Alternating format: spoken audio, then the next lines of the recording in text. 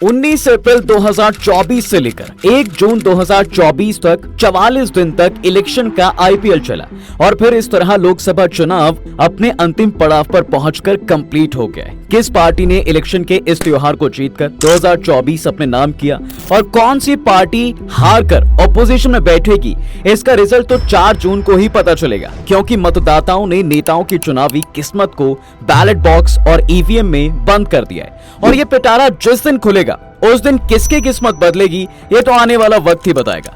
लेकिन इससे भी खतरनाक जो बात है वो ये कि आखिरी चरण के मतदान और नतीजों की तारीख के बीच 1-2 दिन सामने आते हैं और वो होते हैं एग्जिट पोल का दिन। लेकिन भला ये एग्जिट पोल क्या होता है और इसके क्या मायने होते हैं, चलिए थोड़ा इसके बारे में आपको बताते हैं। लेकिन उससे पहले ये जान लेते हैं कि भारत में सबसे पहले एग्जिट पोल कब किए गए, क्योंकि इसका इतिहास भी बहुत जरूरी है। भारत में एग्जिट पोल कब शुरू हुआ? देखिए, भारत में एग्जिट पोल की शुरुआत से काफी पहले ही कई देशों में ये प्रैक्टिस शुरू हो चुकी थी। अब तो अमेरिका, दक्षिण एशिया, यूरोप और दक्षिण पूर्व एशिया जैसे कई देशों में इलेक्शंस के बाद एग्जिट पोल होते हैं। इसकी शुरुआत का क्रेडिट वैसे तो अमेरिका को ही जाता है।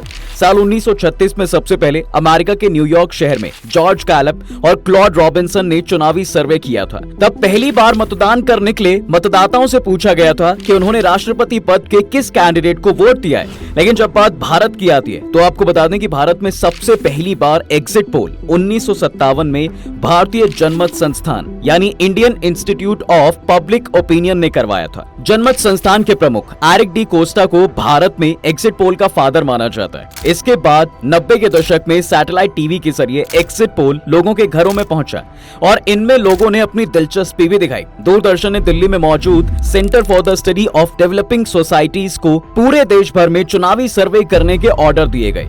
ये एग्जिट पोल का भारतीय चुनाव और इलेक्ट्रॉनिक मीडिया के साथ रिश्ते की शुरुआत थी और यहीं से जन्म होता है भारतीय राजनीति का मीडिया को एक ऐसा तोहफा जिसकी वजह से उन्हें टीआरपी मिलती है और इसी टीआरपी के दम पर कई न्यूज चैनल्स जबरदस्त पैसा बनाते हैं, क्योंकि आज हर कोई देश की राजनीति में रुचि रखता है, जिसकी वजह से लोग इलेक्शन में आखिरी दिन की शाम से ही टेलीविजन से चिपक कर बैठ जाते हैं ताकि वो ये जान सकें कि उनकी पसंदीदा पार्टी इस बार कितनी सीट्स जीतने वाली है। और इतना ही नहीं, अगर बात सिर्फ इलेक्शंस की होती तो ये समझ में आता है, लेकिन अब तो देश के इलेक्शंस शेयर बाजार पर असर डालने लगे, जिसकी वजह से आज का यूथ जो तेजी से शेयर मार्केट में शॉर्टकट तरीके से पैसा बनाना चाहता है, वो भी इलेक्शंस की हर खबर पर आंख गड़ाए बैठा है। खैर, वापस आते हैं अपने टॉपिक पर। दरअसल होता यह है कि एग्जिट पोल में सटीक जानकारी निकालने के लिए अलग अलग सर्वे कराए जाते हैं और इन सर्वे में कई सवाल मतदाताओं से पूछे जाते हैं, लेकिन उनमें सबसे अहम सवाल होता है कि आपने वोट किसे दिया है। हजारों वोटर से इंटरव्यू करके आंकड़े जुटाए जाते हैं और इन आंकड़ों का सही से एनालिसिस करके ये वोटिंग का अनुमान निकालते हैं, यानी ये पता लगाते हैं कि इस पार्टी को कितने परसेंटेज वोटरों ने वोट किया है। और अगर आपको ऐसा लगता है कि ये प्रोसेस आसान है तो ऐसा नहीं है, बिल्कुल नहीं है, क्योंकि एग्जिट पोल करने, आंकड़े जुटाने और उन आंकड़ों को ठीक तरीके से आप तक पहुंचाने में एक लंबी मेहनत और प्रोसेस से गुजरना होता है। लेकिन एग्जिट पोल को लेकर एक और चीज जो बड़ी दिलचस्प है वो ये कि एग्जिट पोल पर अपना विचार देने के लिए न्यूज चैनल पर भी कई तरह के रिस्ट्रिक्शंस लगाए जाते हैं। जैसे इस बार 19 अप्रैल की शाम से लेकर 1 जून की शाम 6:30 बजे तक कोई भी न्यूज चैनल किसी भी तरह के एग्जिट पोल्स को लेकर किसी भी तरह की खबर नहीं देने के ऑर्डर्स दिए गए थे और मतदान के आखिरी दिन वोटिंग का सारा प्रोसेस खत्म होने के आधे घंटे के भीतर तमाम न्यूज चैनलों पर एग्जिट पोल दिखाए जाने लगते हैं। दरअसल ये एग्जिट पोल आने वाले चुनावी नतीजों का एक अनुमान होता है और इसके थ्रू ही ये बताया जाता है कि मतदाताओं का इंटरेस्ट या झुकाव किस पार्टी या गठबंधन की ओर जा सकता है। और ये अपने आप में बड़ी बात है, क्योंकि ये देश संवैधानिक तौर पर दुनिया के सबसे बड़े देशों में से एक है, जहां 6 नेशनल पार्टीज, 543 सीट्स और ना जाने कितनी ही लोकल पार्टीज अपनी किस्मत आजमाती हैं। जिसके बाद ये एग्जिट पोल न्यूज चैनल और तमाम सर्वे एजेंसियों के साथ मिलकर आपके न्यूज चैनल पर दिखाया जाता है। ऐसा एक बार नहीं बल्कि कई बार देखा गया है। जब ये सर्वे कई बार नतीजों से बिल्कुल मेल खाते हैं तो कभी बिल्कुल उनके उलट होते हैं। लेकिन क्या आपने ओपिनियन पोल का नाम सुना है? अगर हाँ तो आपको बता दें कि ये एग्जिट पोल से बिल्कुल डिफरेंट होते हैं। ओपिनियन पोल चुनाव के तारीखों का ऐलान होने से पहले किए जाते हैं। इसमें वोटिंग से पहले लोगों के मूड को परखा जाता है। एग्जिट पोल में चुनाव के दौरान वोट करने आए मतदाताओं से उनकी राय ली जाती है और चुनाव संपन्न होने के बाद इसे जारी किया जाता है। हालांकि ओपिनियन पोल चुनाव की घोषणा से पहले किया जाता है, जिसमें आम लोगों की राय से देश का मूड समझा जाता है। ओपिनियन पोल एक प्री पोल सर्वे होता है। चुनाव ऐलान से पहले इसे दिखाया जा सकता है। चुनाव डिक्लेयर होने के बाद और आदर्श आचार संहिता लागू होते ही ओपिनियन पोल पर बैन लग जाता है। ओपिनियन पोल से कितना अलग है एग्जिट पोल? देखिए, एग्जिट पोल से रिलेटेड क्वेश्चंस मतदान के दिन किए जाते हैं। मतदान करके बाहर निकले मतदाताओं से पूछा जाता है कि उन्होंने किस पार्टी या कैंडिडेट को वोट दिया है और इन्हीं आंकड़ों का एनालिसिस करके यह अनुमान लगाया जाता है कि चुनाव नतीजे क्या हो सकते हैं। ओपिनियन पोल चुनाव से पहले किए जाते हैं। इनमें सभी लोगों को शामिल किया जा सकता है, भले ही वो वोटर हो या नहीं। इनमें आमतौर पर यह पूछा जाता है कि लोग किस पार्टी या कैंडिडेट को वोट देने की योजना बना रहे हैं। एग्जिट पोल और ओपिनियन पोल दोनों ही बेहद अहम हैं, लेकिन इनकी कुछ अपनी अपनी लिमिटेशंस भी हैं। एग्जिट पोल हमेशा सटीक नहीं होते, क्योंकि मतदाता वोटिंग के बाद बताते समय अपनी चॉइसेस बदल सकते हैं। ओपिनियन पोल भी हमेशा सटीक नहीं होते, क्योंकि मतदाता चुनाव से पहले अपनी राय बदल सकते हैं। लेकिन एग्जिट पोल को लेकर जो एक मुद्दा बना रहता है, और कई बार ये देखा भी गया है कि एग्जिट पोल गलत भी साबित हुए हैं। ऐसा नहीं है कि हर बार एग्जिट पोल सही ही साबित हुए हैं। इसका सबसे ताजा उदाहरण है 2015 का बिहार विधानसभा चुनाव। 2015 में हुए बिहार विधानसभा चुनावों के बाद एग्जिट पोल में भाजपा के बम्पर जीत का अनुमान लगाया गया था। पोलिंग एजेंसी चाणक्य ने भाजपा को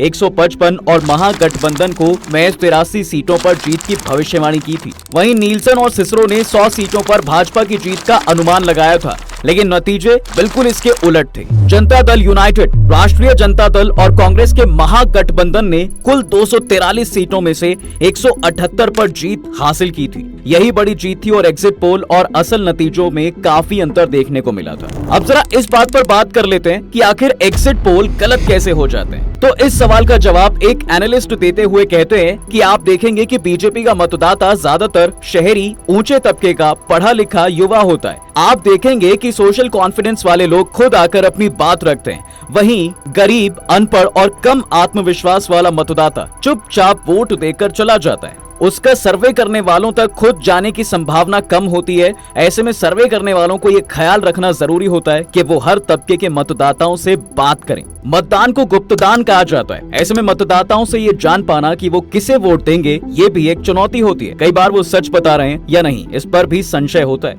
एग्जिट पोल के फेल होने का सबसे बेहतर उदाहरण है 2004 का लोकसभा चुनाव। इस चुनाव में एग्जिट पोल के आंकड़े गलत साबित हुए। एग्जिट पोल में कहा जा रहा था कि बीजेपी सबसे बड़ी पार्टी बनेगी और एनडीए सबसे बड़ा गठबंधन बनकर उभरेगा, लेकिन नतीजे हम सबको पता है। कांग्रेस की सीटें अधिक आई और यूपीए सबसे बड़ा गठबंधन साबित बना। 2015 के बिहार चुनाव में ज्यादातर एग्जिट पोल के अनुमान गलत हुए थे। आप देखेंगे कि ज्यादातर वही एग्जिट पोल फेल हुए हैं जिनमें बीजेपी की जीत का अनुमान लगाया जाता है। एग्जिट पोल में हम पोलिंग बूथ से निकलकर बाहर आए मतदाताओं से बात करते हैं। ऐसे में जो मतदाता मुकर जाता है वो ज्यादा बातें करता है। वहीं दूसरी तरफ कुछ एनालिस्ट का ये मानना है कि जिस तरह मरता हुआ इंसान झूठ नहीं बोलता, उसी तरह वोट डालकर आया हुआ इंसान भला क्यों ही झूठ बोलेगा, और वो इस बात से इससे इत्तेफाक नहीं रखते। वो कहते हैं कि ज्यादातर मतदाता सच बोलते हैं। हाँ, ये हो सकता है कि कोई मतदाता झूठ बोल दे, मजाक कर दे, लेकिन मैं नहीं मानता कि जब किसी वोटर से हम जाकर बात करते हैं तो उसे झूठ बोलने में कोई आनंद आता है। मतदाता ने सच बोला या झूठ, इसका फैसला चुनाव नतीजों के बाद साफ हो जाता है। अगर आप पिछले 10 से 15 सालों के एग्जिट पोल को देखेंगे तो करीब करीब सभी एग्जिट पोल के अनुमान नतीजों के आगे पीछे ही आए। सही साबित हुए एग्जिट पोल मध्य प्रदेश, राजस्थान और छत्तीसगढ़ में दिसंबर 2018 में चुनाव नतीजे आए। तीनों राज्यों में कांग्रेस ने सरकार बनाई। 3 प्रमुख न्यूज चैनल्स इंडिया टुडे, आज तक, रिपब्लिक टीवी और एबीपी के अपने अपने एग्जिट पोल में कांग्रेस को मध्य प्रदेश में जीतता दिखाया गया।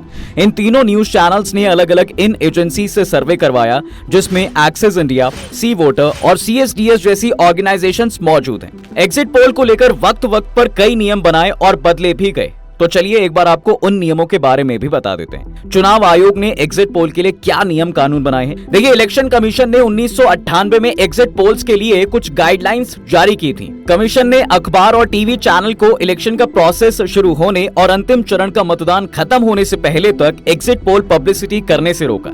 इसके साथ ही कहा भी गया कि जब इन पोल को दिखाया जाएगा तो उन सभी सर्वे के सैंपल साइज के साथ साथ और भी तरह की इंफॉर्मेशन दी जाएंगी। लेकिन इस चीज को लेकर मीडिया और इलेक्शन कमीशन एक दूसरे के आमने सामने आ गए और हद तो तब हो गई जब इस मामले को लेकर बात कोर्ट तक जा पहुंची। इस मामले में सुप्रीम कोर्ट ने चुनाव आयोग की गाइडलाइन पर रोक लगाने से इनकार कर दिया।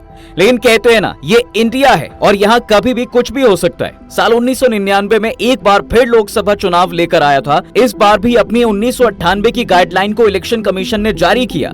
मीडिया संस्थानों ने इन नियमों को मानने से इनकार कर दिया। इसके बाद चुनाव आयोग ने सुप्रीम कोर्ट की शरण ली। सुप्रीम कोर्ट के संवैधानिक बेंच ने इन गाइडलाइंस को असंवैधानिक ठहराया। इसके बाद 2004 के लोकसभा चुनाव में आयोग ने कानून मंत्रालय की मदद से जनप्रतिनिधित्व अधिनियम की धारा 126A में संशोधन किया। इससे अंतिम चरण का मतदान पूरे होने से पहले एग्जिट पोल पर पूरी तरह बैन लगा दिया गया। इस संशोधन का सिर्फ एक ही मकसद था और वो ये कि किसी भी तरह से चुनाव को प्रभावित ना किया जा सके। लेकिन क्या आप ये जानते हैं कि चुनावी एनालिसिस के लिए सर्वे और एग्जिट पोल के इस्तेमाल को कई देशों ने बैन कर रखा है। भारत के साथ साथ इटली, फ्रांस और जर्मनी समेत कई दूसरे देशों में भी चुनाव का अंतिम मतदान होने तक एग्जिट पोल को सार्वजनिक करने पर पाबंदी लगाई हुई है। तो फिलहाल कैसी लगी आपको ये वीडियो, हमें कमेंट सेक्शन में जरूर बताएं। तब तक के लिए हम आपसे विदा लेते हैं। जल्द हाजिर होंगे एक नए और इंटरेस्टिंग टॉपिक के साथ। अगर ये वीडियो पसंद आया तो अपने दोस्तों के साथ शेयर कर दें और वीडियो को लाइक जरूर कर दें। और अगर आपने हमारे चैनल को अभी तक सब्सक्राइब नहीं किया है तो वो भी कर दें। साथ ही बेल आइकॉन प्रेस करना बिल्कुल ना भूलना ताकि हमारी वीडियो आप तक जल्द से जल्द पहुंच सके।